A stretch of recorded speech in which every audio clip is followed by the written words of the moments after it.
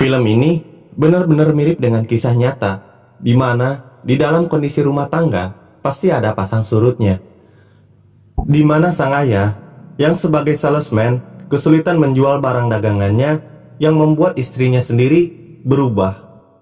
Langsung aja deh ke alur filmnya.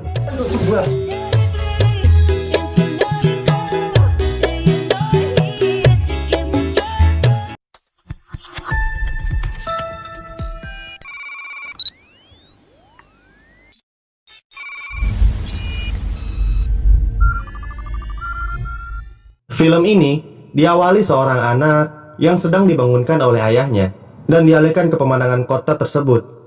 Ada yang teriak, tiduran di jalan, ngamen, cuci piring, ngegibah, dan sajabana. Ayah dan anak ini ternyata pergi ke suatu tempat dengan tas dan sebuah mesin yang mereka bawa.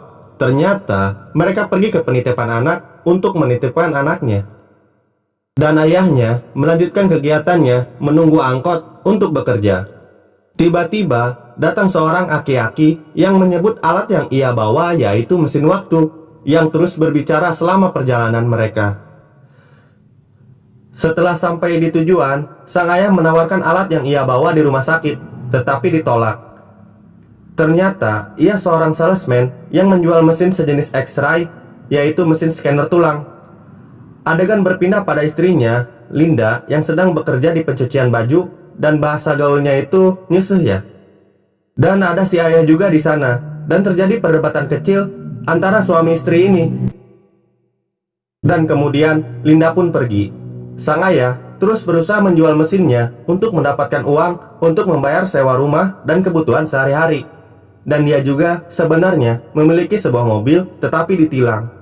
Alasannya karena parkir sembarangan dan ia tak bisa menebusnya karena tak memiliki uang. Pada malam harinya, saat mereka semua berkumpul, sang anak diberikan mainan Rubik oleh teman ibunya yang bernama Cynthia. Dan malah terjadi keributan kecil lagi di sana. Linda, istrinya, menanyakan tentang pajak dan sewa rumahnya lagi. Sang ayah pun berbohong akan mendapatkan uang bulan depan, padahal sang ayah bergantung pada penjualan mesinnya yang sangat susah untuk dijual. Keesokan paginya, ia melanjutkan pekerjaannya. Tiba-tiba, ia melihat mobil mewah tepat berhenti parkir di depannya dan bertanya pada pemilik mobil itu, "Apa pekerjaanmu dan bagaimana kau melakukannya?" Pemilik mobil itu pun menjawab bahwa ia adalah pialang saham. Keesokannya, ia memberitahu Linda dia akan mampir ke perusahaan pialang untuk mencari informasi tentang pekerjaan di sana dan akan menjadi pialang saham. Sayangnya, sang istri seperti tak percaya dan meledeknya. Di momen ini, gua ngerasain sih, dimana kita seharusnya disupport, malah dibikin down. Dan terjadi lagi keributan di sana antara suami istri. Berdebat tentang sewa rumah yang akan jatuh tempo karena mereka sudah menunggak sewa rumah selama 2 bulan. Dan lagi-lagi, Linda meninggalkannya begitu saja tanpa cipika-cipiki. Siangnya, sebelum dia masuk ke perusahaan pialang itu, dia menitipkan barang jualannya kepada pengamen yang ada di sana. Kemudian, sang ayah bertemu dengan tim Propi. Dan kemudian, Propi memberikan kertas untuk ke kantor pusat untuk bertemu dengan Jai, karena kantor yang ia datangi hanyalah kantor cabangnya. Tiba-tiba, ia melihat wanita pengamen yang dititipkan barangnya itu berlari. Dan sang ayah mengejarnya di sela-sela percakapan mereka, karena alat itu sangat berharga untuknya. Sayangnya, pengamen itu sudah masuk ke kereta dan ia kehilangan mesinnya. Mesin yang hanya sisa beberapa yang ia miliki, yang akan memenuhi semua kebutuhan keluarganya dan membayar mobilnya yang terkena tilang. Dan kini, satu mesin sudah hilang karena kebodohannya. Dan kemudian, ia membaca kertas yang diberikan si Bropi. Ternyata, yang akan mendapatkan pekerjaannya hanya 1 orang. Program itu hanya mengambil 20 orang setiap 6 bulan. Paginya, sehabis sarapan, mereka bertiga melakukan kegiatan yang sama, mengantarkan anaknya ke penitipan anak. Selama perjalanan menuju ke penitipan anak, ayah dan anak ini terus berbicara seolah-olah tak ada beban di pikiran sang ayah. Setelah menitipkan anaknya, dia melanjutkan usahanya untuk mendaftarkan sebagai pialang usaha. Setelah sampai di kantor pusat, ia bertemu dengan Jai dan langsung memberikan lamarannya. Terlihat semua orang di dalam kantor itu sangat berisik dan sibuk. Setelah beberapa saat, ia melihat pengamen itu yang sedang membawa mesinnya. Ia pun langsung berlari mengejarnya. Ternyata seluruh tabungan yang ia miliki dibelikan untuk mesin itu dan dijual dengan harga yang lumayan tinggi. Bila kehilangan satu mesin, sama dengan tak bisa belanja selama 1 bulan. Akhirnya, ia mendapatkan kembali mesinnya. Dan kembali bersama anaknya ke rumah sambil membawa 2 mesin. Di sore hari yang indah dan damai, terjadi perdebatan kecil di sana. Sang ayah ingin menceritakan kejadiannya. Sayangnya, istrinya tak mau mendengarkan ceritanya. Sang ayah terus meyakinkan istrinya bahwa semua ini akan baik-baik saja. Seperti biasa, sang istri selalu bersikap acuh padanya. Keesokannya, sang ayah menanyai tentang lamaran itu pada Jai, yang sedang terburu-buru menuju taksi dan tak mendapatkan jawaban. Sang ayah tak menyerah. Ia berpura-pura kepada Jai bahwa tempat yang akan Jai tuju ini sama. Akhirnya, mereka berdua pergi bersama dengan taksi. Di dalam taksi itu, sang ayah terus berbicara tentang pengalamannya. Sayangnya, Om Jai ini malah sibuk mainin Rubik. Karena sang ayah gedek, ia mencoba meminta Rubik itu dan menyelesaikan Rubik yang dianggap oleh Om Jai ini sangat mustahil diselesaikan. Ia memberitahu trik Rubik itu sambil menyelesaikannya. Ternyata si supir angkot ini juga mainin Rubik sambil dengerin arahan sang ayah. Setelah selesai, Om Jai pun terkejut dan jantungan terus mati. Tamat. Gak ya, bukan begitu. Om Jai merasa heran karena orang sepertinya mampu menyelesaikan Rubik itu sangat cepat. Setelah sampai di tujuan, mereka pun berpisah. Sang ayah kembali ke tempatnya dengan uang yang pas-pasan. Pas di lampu merah, ia kabur dari taksi itu. Ia melakukan itu karena tidak memiliki uang untuk membayarnya. Ia terus dikejar-kejar sampai ke stasiun kereta. Sayangnya, mesinnya tertinggal karena terjepit pintu kereta. Di tempat wartel, sang ayah menelpon istrinya. Sayangnya, sang ayah mendapatkan kabar buruk dari istrinya. Ia meninggalkan dirinya. Mungkin istrinya sudah tak kuat hidup susah dan tunggakan di mana-mana. Ia pun berlari secepat-cepatnya menuju rumahnya. Sudah tak ada siapa-siapa lagi di rumah itu. Anak dan istrinya pun sudah meninggalkan pria malang itu. Tak lama kemudian, ia mendapatkan telepon dari perusahaan pialang untuk wawancara dan memberikan nomor sekretarisnya. Ia hanya melamun di kamar, sendirian, tanpa siapapun yang menemaninya. Keesokan paginya, ia menemui istrinya dan menanyakan keberadaan anaknya. Terjadi keributan lagi dan lagi di sana, dan meminta anaknya untuk bersama ia. Dan kemudian, ia menjemput anaknya untuk tinggal bersamanya. Ayah dan anak itu kembali ke rumah yang dulu, dan tak lama pemilik rumah itu datang untuk meminta uang sewa. Karena ia tak memiliki uang, ia hanya punya waktu 7 hari tinggal di rumah itu. Itu juga ia harus mengecat rumah. Keesokannya, datang 2 polisi ke rumah, yang ternyata meminta bayaran atas mobil yang ditilang. Karena ia tak mampu membayarnya, akhirnya ia harus dipenjara sampai jam 9 pagi. Dan ia mencoba menghubungi istrinya kembali untuk menjaga anaknya sampai ia keluar dari penjara. Setelah keluar dari kantor polisi, ia berlari tanpa rasa lelah. Ia berlari ke perusahaan yang akan mewawancarainya dengan pakaian yang kotor, penuh cat, dekil, dan belum mandi. Setelah menunggu lama, namanya pun terpanggil. Terlihat suasananya yang begitu sibuk dan berisik. Ia terus memperhatikan sekitar sambil menuju ruangan wawancara. Sesampainya di ruangan itu, semua orang memperhatikan sang ayah dan menceritakan alasan ia berpenampilan seperti itu pada mereka. Bosnya si Jai terus memberikan pertanyaan kepada sang ayah, seperti, sudah makan belum? Pagi cinta, udah mandi belum? Sebentar, saya malah baca WA bukan naskah. Lanjut filmnya ya. Setelah wawancara itu selesai, sang ayah yang akan pergi disapa oleh Om Jai dan memberinya pujian. Sayangnya, ia seperti tidak ingin melanjutkan usahanya menjadi pialang saham karena keadaannya yang tidak memungkinkan. Om Jai akhirnya menjamin pekerjaan itu untuknya. Tapi tetap saja itu tidak membuat ia senang karena tidak ada gaji tidak ada janji mengenai pekerjaannya. Ia kembali pulang dan mengecat rumahnya. Malamnya, anak dan istrinya datang ke rumah dan memberitahu sang ayah bahwa ia akan pergi ke New York. Ia terus memohon meminta anaknya agar tinggal bersamanya. Keesokannya, ayah dan anak itu pergi dari rumah itu karena sudah menunggak cukup lama dan pindah ke tempat penginapan dan bermain basket bersamanya. Dan tak lupa, ia selalu memberikan motivasi pada anaknya. Mereka pun pergi berdua ke tempat rumah sakit, dan akhirnya ia berhasil menjual mesin itu. Hari di mana perubahan itu dimulai, ia melakukan program latihan pertamanya.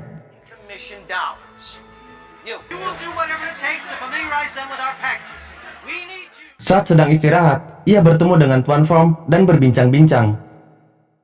Di tengah perbincangannya, ia melihat mesin yang tertinggal di kereta dibawa oleh aki-aki yang dulu menganggap sebagai mesin waktu. Ia pun berlari mengejarnya, tapi nggak jadi. Ia tertabrak mobil, untungnya tidak terjadi apa-apa. Tapi dia kehilangan sepatunya yang membuat ia sangat panik dan mencarinya. Dan kemudian ia kembali dengan satu sepatu dan pulang bersama anaknya. Hari-harinya terus disibuki oleh pelatihan dan pelatihan, tanpa lupa dengan anaknya. Dan di sana juga, ia seperti pesuruh, disuruh buatin kopi, belikan donat, parkirkan mobil, dan sudah benar-benar tidak dihargai. Ia terus berusaha untuk mendapatkan kliennya dengan menelepon semua nomor yang ada di kertas itu. Dan akhirnya, dia mendapatkan klien pertamanya dan pergi menemuinya. Pas mau pergi, ia disuruh lagi untuk memindahkan mobil temannya dan kemudian menggunakan mobil itu untuk bertemu dengan kliennya yang bernama Tuan Ribbon. Karena jalanan macet, ia memarkirkan mobilnya sembarangan dan berlari sekencang-kencangnya. Tapi ia gagal bertemu dengan klien pertamanya. Dan mobil yang ia pinjam pun terkena tilang. Sesibuk-sibuknya sang ayah, ia selalu berusaha membahagiakan anaknya. Dan keesokannya, ia mendatangi rumah Tuan Ribbon bersama anaknya. Dan kemudian mereka bersama pergi menonton football American. Dan di sana ia mendapatkan teman-teman baru yang akan mengubah hidupnya. Beberapa hari pun berlalu, ia mendapatkan sebuah surat yang isinya diharuskan membayar pajak. Kalau tidak, mereka akan mengambil semua uang yang berada di rekeningnya. Dan kemudian hari itu terjadi. Uang yang mereka miliki dari hasil semua penjualan mesinnya sudah terpotong untuk membayar pajak, yang hanya menyisakan $21, dan itu membuatnya hancur kembali. Keesokannya, saat ayah dan anak ini pergi, ia kembali ditagih uang sewa tempat tinggal mereka, dan karena memang mereka tidak memiliki uang, sang ayah hanya menghiraukannya saja. Dan kemudian ia pergi menuju temannya untuk menagih uang, dan hasilnya pun nihil. Saat di taman, ia melihat mesinnya yang dulu tertinggal di sebuah kereta dan mengambilnya kembali dari aki-aki itu. Dan mesin itu jugalah yang menjadi harapan kelangsungan hidup mereka untuk beberapa hari ke depan. Itu pun kalau terjual. Di hari itu, ia berusaha menjual mesin itu dengan anaknya sampai malam hari. Dan akhirnya pulang tengah malam dan melihat barang-barangnya sudah tertumpuk di luar karena sudah menunggak. Di saat itulah anaknya melihat ayahnya yang sangat marah padanya karena tak mau pergi dari tempat itu. Dia membawa barang-barangnya dan pergi ke rumah temannya hanya untuk numpang tidur. Lagi-lagi tak ada hasil. Mereka pergi ke stasiun karena sudah tidak tahu lagi harus pergi kemana. Di stasiun, mereka menghibur dirinya bermain dengan anaknya. Dan kemudian ayah dan anak itu tidur di toilet yang dikunci dari dalam agar bisa tidur dengan aman, yang beralaskan tisu-tisu toilet. Ia tak kuat menahan air matanya karena nasib yang menimpanya. Dan keesokannya ia mencari tempat tinggal gratis. Mereka menemukan tempat untuk tunawisma, tempat gratis hanya semalam. Itu pun mereka harus mengantri hanya untuk bisa tidur dengan nyaman. Tiba-tiba terjadi perkelahian kecil di sana, hanya karena sebuah antrian dan tempat untuk tidur yang bisa sedikit menghangatkan tubuh mereka. Mereka pun tinggal di tempat itu, tempat untuk tunawisma, dan bila mereka ingin menginap lagi, mereka harus mengantri kembali. Dan kemudian, sang ayah mencoba memperbaiki mesinnya agar bisa dijual lagi. Mereka selalu melewati hari-hari yang begitu sangat sulit untuk dilewati. Keesokannya, ia melakukan kegiatannya seperti biasa. Dan pulang kerja, kembali mengantri untuk mendapatkan penginapan gratis tunawisma. Di adegan ini, ada yang membuat saya terharu, campur marah, sedih, dan perasaan yang serba salah. Mereka sudah telat menunggu bus dan takut tertinggal bus. Kemudian, mereka juga dikejar waktu untuk mengantri tempat tinggal. Di sini, kita diperlihatkan keegoisan manusia, walaupun mereka orang-orang baik dan pekerja keras. Di adegan ini juga, kita diperlihatkan untuk tidak lupa berdoa sesibuk apapun. Hari-hari mereka terus disibuki dengan kegiatan yang sama. Saat pulang setelah ujian di perusahaannya, ia bertemu dengan Jeff dan bertemu juga dengan bos Vom yang meminjam uang kepadanya karena tak membawa uang untuk membayar taksi ke rumahnya. Mau tak mau, sang ayah memberikan $5 itu walaupun dalam keadaan sangat kritis. Dan kemudian, ia pun tak mendapatkan tempat tinggal di tempat tunawisma itu. Dan ia kebingungan kemana ia harus beristirahat untuk malam ini. Karena sudah tak memiliki uang, ia mendonorkan darahnya ke tempat pendonor darah yang dibayar hanya $5, sekantong darah. Dan membelikannya sebuah alat pencahayaan. Dan kemudian pergi lagi mengantri untuk tempat tinggal gratis. Ia kembali memperbaiki mesinnya dengan cahaya lampu yang ia buat. Besoknya, ia kembali ke rumah sakit dan menjual mesin itu seharga $250 untuk bertahan hidup selama 4 minggu. Kemudian, kali ini mereka tinggal di hotel dan bisa menikmati tidur yang nyenyak bersama ayah dan anak, dan pergi bermain untuk menghabiskan waktu bersama, melepas semua beban pikirannya walaupun hanya untuk sementara. Keesokannya, saat ia sedang bekerja, ia dipanggil oleh petinggi-petinggi di perusahaan itu. Akhirnya, sang ayah diterima di perusahaan besar itu sebelum waktu pelatihan habis dan akan menjadi pialang saham. Ia menahan air matanya dan tak lupa Tuan Vom mengembalikan uang $5-nya, dan kemudian sang ayah pun pergi meninggalkan tempat itu. Dan ia menyebut hari itu adalah hari kebahagiaan. Ia bahagia di tengah-tengah keramaian orang, dan ia berlari ke tempat penitipan anak untuk menjemput anaknya. Dengan senyum dan air mata yang membasahi wajahnya, dan kemudian memeluk anaknya. Tamat. Menurutku, film ini sungguh keren dan sangat realistis dengan kehidupan kita. Di sisi lain, banyak dari kita juga dalam keadaan seperti ini. Mungkin bisa lebih buruk lagi. Tapi, di film ini, kita diajarkan untuk terus berjuang. Menurutku, perceraian karena ekonomi adalah hal yang tidak merubah apapun.